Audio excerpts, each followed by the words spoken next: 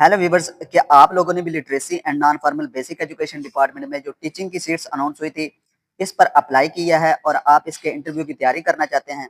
लेकिन वीवर्स, आपको पता ही नहीं कि इसके इंटरव्यू की तैयारी किस तरह से करनी है, कौन-कौन से सवालात इसके इंटरव्यू में पूछे जाएंगे। डियर वीवर्स, साल में तकरीबन 2 बार इस डिपार्टमेंट में टीचिंग की सीट्स अनाउंस की जाती हैं।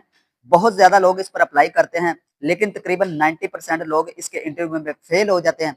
वजह सिर्फ यही होती है व्यूअर्स कि उनको आइडिया नहीं होता कि इसके इंटरव्यू की तैयारी किस तरह से करनी है, कौन-कौन से सवालात जो हैं वो इसके इंटरव्यू में पूछे जाएँगे। डियर व्यूअर्स, अगर आप ये जानना चाहते हैं कि इसका इंटरव्यू कब होगा, कब डेट बताई जाएगी या फिर इसके इंटरव्यू की तैयारी किस तरह से करनी है, तो आपने इस वीडियो को एंड तक लाज़मी देखना है। क्योंकि आज की इस वीडियो में हम 8 से 10 सवालात को डिस्कस करेंगे, जो पिछले 10 से 12 सालों में जब भी इसका इंटरव्यू हुआ है तो वो लाज़मी पूछे जाते हैं, यानी कि बार-बार रिपीट किए जाते हैं। तो चलो व्यूअर्स, स्टार्ट करते हैं बगैर किसी टाइम को वेस्ट किए हुए। सबसे पहले वीवर्स, आपसे ये क्वेश्चन किया जाएगा इंट्रोडक्शन के हवाले से। अब किन बातों से आपने बचना है? अपने इंट्रोडक्शन के हवाले से जब कोई क्वेश्चन आएगा तो आपने कौन-कौन सी बातें जो है ना वो बिल्कुल भी जो है ना वो डिस्कस नहीं करनी। जिस किसी शख्स ने पहले किसी पोस्ट पर अप्लाई किया या फिर उसका इंटरव्यू दिया है, तो उसको पता होता है कि इंट्रोडक्शन के हवाले से जब कोई सवाल आता है तो कौन-कौन से जवाब देने होते हैं। तो आपने भी ये जवाब जो है ना वो अपने माइंड में बिठा लेने हैं। जब भी व्यूअर्स इंट्रोडक्शन के हवाले से कोई सवाल पूछा जाए, फर्स्ट क्वेश्चन ये होगा कि अपना इंट्रोडक्शन करवाएं। तो आपने अपने इंट्रोडक्शन में व्यूअर जो है ना वो अपने फैमिली बैकग्राउंड को जो है ना वो बिल्कुल भी डिस्कस नहीं करना। अक्सर लोग अपने फैमिली बैकग्राउंड को डिस्कस करना स्टार्ट कर देते हैं। आपने ये बिल्कुल भी नहीं करना है। आपने सिर्फ अपनी एजुकेशन के बारे में बताना है, अपनी स्किल के बारे में बताना है, कोई एक्सपीरियंस है तो उसके बारे में बताना है या फिर व्यूअर्स आपने अपनी हॉबीज के बारे में बताना है। यानी कि 5 से 6 बातें जो है ना वो अपने अपने इंट्रोडक्शन में बतानी है। कहाँ से क्वालिफिकेशन हासिल की, डिग्री क्या है, तो आप मतलब कि इन बातों को जो है ना वो डिस्कस करना है। इसके बाद व्यूअर्स आपने कुछ भी नहीं बताना। इसके बाद व्यूअर्स जो सेकंड क्वेश्चन अक्सर पूछा जाता है वो डिपार्टमेंट के हवाले से पूछा जाता है। यानी कि जिस डिपार्टमेंट में आपने अप्लाई किया, जो कि आपका डिपार्टमेंट होगा literacy and non formal basic education department. इसके बारे में अगर कोई क्वेश्चन पूछा जाए, यानी कि इसके बारे में आप क्या जानते हैं, तो आपने थोड़ा सा जो ना वो आइडिया अपने माइंड में लाजमी बिठाना है। यानी कि ये इसके बारे में इंफॉर्मेशन लेनी है। ये डिपार्टमेंट कब बना, इसका मकसद क्या है, इस डिपार्टमेंट की क्या क्या जिम्मेदारियां हैं। यानी कि 5 से 6 बातें जो है ना वो आपको इस डिपार्टमेंट के बारे में लाज़मी जो है ना वो पता होनी चाहिए। इसके बारे में भी थोड़ा-सा आपको लाज़मी नॉलेज होना चाहिए। इसके बाद भी मतलब जो थर्ड और इम्पोर्टेंट क्वेश्चन होता है वो सब्जेक्ट के रिलेटेड होता है। ये हो ही नहीं सकता कि जिस सब्जेक्ट में आपने अपनी डिग्री कंप्लीट की हो और आपसे आपके सब्जेक्ट के रिलेटेड कोई सवाल ना पूछा जाए।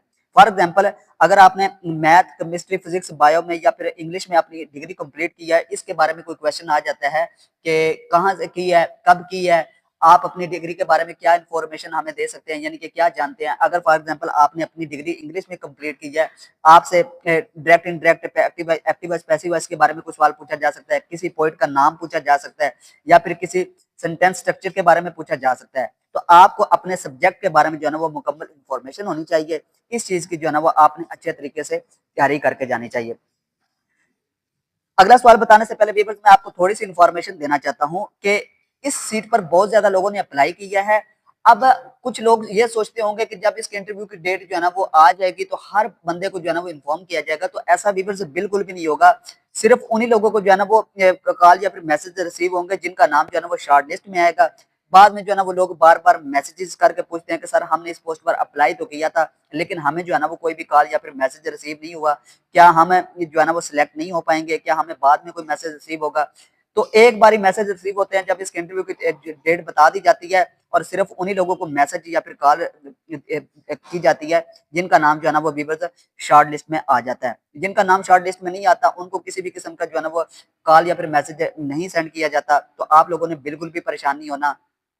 अगर आप लोगों को कॉल या मैसेज आ जाता है तो आपने समझना है कि आपके जो है ना वो जॉब के जो है ना वो सिलेक्शन के चांस भी बढ़ जाते हैं, क्योंकि उन्हीं लोगों को शॉर्टलिस्ट किया जाता है जिनमें थोड़ी-सी जो है एबिलिटी देखते हैं। तो व्यूअर्स, अगर आपको ये कॉल या फिर मैसेज रिसीव होता है तो आपने किस-किस चीज़ को जो है ना वो प्रिपेयर कर लेना है।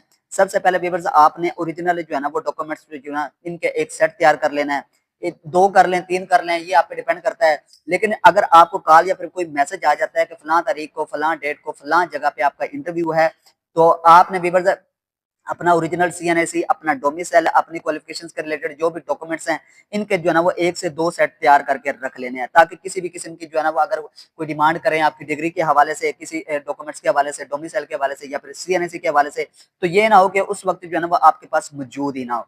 तो ये बात है व्यूअर्स। इसके बाद व्यूअर्स हम अगले क्वेश्चन पर चलते हैं। अगला जो इंपॉर्टेंट क्वेश्चन पूछा जाता है आमतौर पर व्यूअर्स वो लर्नर की लिस्ट के हवाले से होता है। ये भी आपके लिए बेहद जरूरी है कि जब आप अपने डॉक्यूमेंट्स क्लियर करेंगे तो आपके लिए जरूरी है कि व्यूअर्स आपके पास जो है ना वो लर्नर की लिस्ट लाजमी होनी चाहिए, जिससे 10 से 15 बच्चे जो है ना उनका नाम, उनका उनके पेरेंट्स का नाम, उनका एड्रेस वो लाजमी होना चाहिए। क्योंकि व्यूअर्स आपके पास अगर लर्नर की लिस्ट ही नहीं होगी तो फिर आप इसके इंटरव्यू की तैयारी मतलब कि इंटरव्यू में किस तरह से जाएंगे। आप अगर पूछ लिया जाए कि आपके पास कोई बच्चे हैं जिनको पढ़ाना है तो आपने कोशिश करनी है व्यूअर्स जो लर्नर की लिस्ट है ना वो लाजमी तैयार करके रखनी है अपने ओरिजिनल डॉक्यूमेंट्स के साथ है।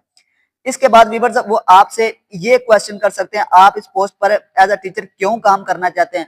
अब यहाँ पर भी अक्सर लोग जो है ना वो नेगेटिव जवाब देते हैं। वो ये कहते हैं कि सर हम जो है ना वो बेरोजगार थे, हमें नौकरी की जरूरत थी, तो तब जाकर हमने इस पोस्ट पर अप्लाई किया है, तो हम एक नौकरी की तलाश में है। तो आपने व्यूअर्स इसका जो है ना वो नेगेटिव इस तरह का बिल्कुल भी जवाब नहीं देना, बल्कि आपने इसका पॉजिटिव जवाब देना है कि सर आपकी ये ख्वाहिश थी, आप इस डिपार्टमेंट में काम करें, बच्चों को पढ़ाना आपका शुरू से जो है ना आप ये चाहते थे कि एज अ टीचर के तौर पर काम करें। इस तरह के व्यूअर्स आपने जो है ना वो जवाब देने हैं।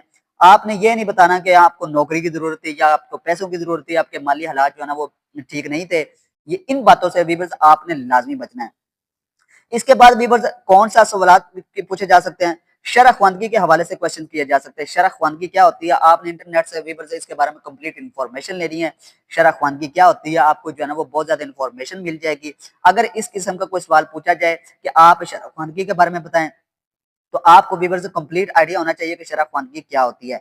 इसके बाद व्यूअर्स अक्सर इस तरह के सवाल पूछे जा सकते हैं लर्नर बिहेवियर क्वेश्चन, यानी कि अगर कोई स्टूडेंट्स है अपनी पढ़ाई में दिलचस्पी नहीं ले रहा तो आप उसको एज अ टीचर के तौर पर किस तरह से हैंडल करेंगे। क्या आप में कोई ऐसी एबिलिटी है कि आप उसको हैंडल करें, उसको जो है ना वो बताएं कि एजुकेशन कितनी ज्यादा जरूरी है, उसका जो है ना वो पढ़ाई में दिलचस्पी लगे, क्या आप उसको किस तरह से हैंडल करेंगे। तो आपने व्यूअर्स इसका भी पॉजिटिव जवाब देना है। आप बिल्कुल तहम्मुल मजाजी के साथ जो है ना वो उसको हैंडल करेंगे, उसको प्यार से समझाएंगे कि एजुकेशन जो है ना वो बहुत ज्यादा जरूरी है, बगैर एजुकेशन के आप कुछ भी नहीं है। ना कि ये कि आप अपने मार के या फिर उस पर सख्ती करके अपना बिहेवियर चेंज करके उसको जो है ना वो डांट टपट के जो है ना वो उसको बताएं कि आप पढ़ाई कितनी जरूरी है।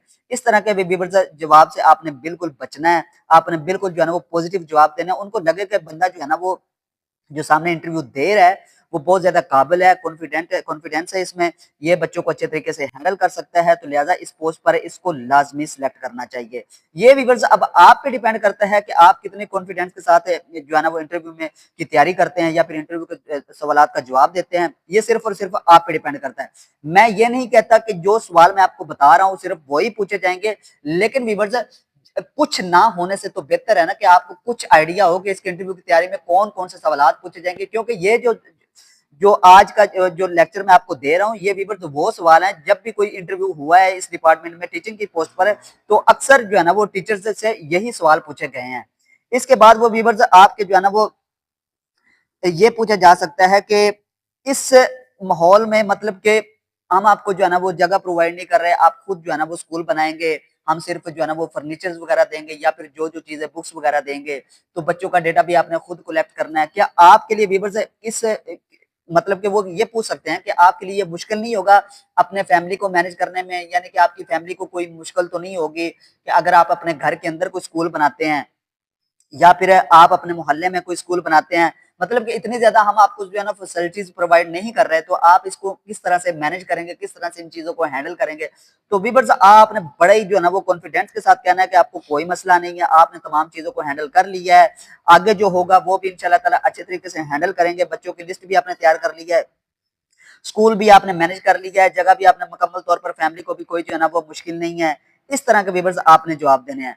तो उम्मीद करता हूँ व्यूअर्स अगर आप इतनी तैयारी इंटरव्यू में करके जाएंगे, ये सबके लिए जरूरी है, चाहे आप फर्स्ट टाइम इसके इंटरव्यू की तैयारी कर रहे हैं या फिर आपने पहले इसके इंटरव्यू के लिए अप्लाई तो इस पोस्ट पर अप्लाई तो किया था लेकिन इंटरव्यू दिया था, आपको इन्फॉर्मेशन नहीं थी और आप जो है ना वो इसके लिए सिलेक्ट नहीं हुए, आप इसके इंटरव्यू में फेल हो गए तो फिर भी व्यूअर्स आपने इन सवालों को जो है ना वो लाजमी तैयार करके जाना है। इसके साथ साथ अगर आपको कोई और बताता है कि इसके इंटरव्यू में ये सवाल भी पूछे जाते हैं तो आपने उनकी भी तैयारी व्यूअर्स अच्छे तरीके से कर लेनी है। उम्मीद करता हूं व्यूअर्स आपको ये वीडियो अच्छी लगी है। अगर वीडियो अच्छी लगी है, भाई की मेहनत इसमें नजर आई है, तो व्यूअर्स मेरी आपसे छोटी सी रिक्वेस्ट है कि काइंडली चैनल को लाजमी सब्सक्राइब करें और इस वीडियो को लाइक करें और अपने फ्रेंड्स के साथ भी लाजमी जो है ना वो शेयर करें जो इसके इंटरव्यू की तैयारी कर रहे हैं। अब वीवर्स मैं आपको बताना चाहता हूँ कि इसका इंटरव्यू जो है ना वो कब होगा। अक्सर लोग यही पूछ रहे हैं कि इसके इंटरव्यू की डेट क्या होगी। हो सकता है वीवर्स अप्रैल के लास्ट में इसके इंटरव्यू की डेट बता दी जाए, या फिर मई के जो है ना वो स्टार्टिंग में इसकी डेट बता दी जाए। जब भी बताई जाएगी व्यूअर्स आपको मैसेज कॉल वगैरह सब कुछ रिसीव हो जाएगा, बकायदा तौर पर टाइम बता दिया जाएगा, जगह बता दी जाएगी, प्लेस वगैरह पर सब कुछ जो है ना वो आपको इन्फॉर्म कर दिया जाएगा। तो चलते हैं व्यूअर्स नेक्स्ट वीडियो में। तो इंशाल्लाह ताला उम्मीद करता हूँ आपको ये वीडियो अच्छी लगी है। अगर अच्छी लगी है तो काइंडली चैनल को लाजमी सब्सक्राइब करें। तो इंशाल्लाह मिलते हैं नेक्स्ट वीडियो में। तो आज के लिए व्यूअर्स अल्लाह हाफिज।